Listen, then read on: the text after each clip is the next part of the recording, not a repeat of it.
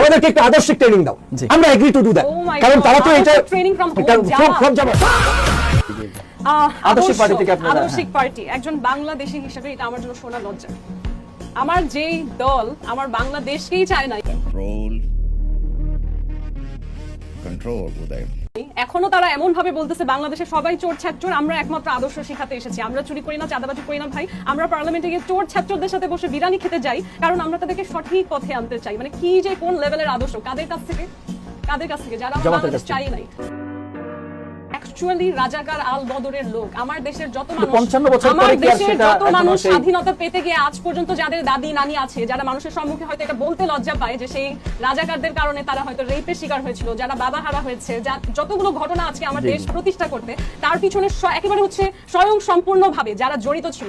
হ্যাঁ, আমরা যে রাজাকারের রক্ত বললে আসলে আমাদের নিজেদের রক্ত গরম হয়ে যায়, যে গালি এটা, সেই মানুষটা নাকি আদর্শ শিখাচ্ছে।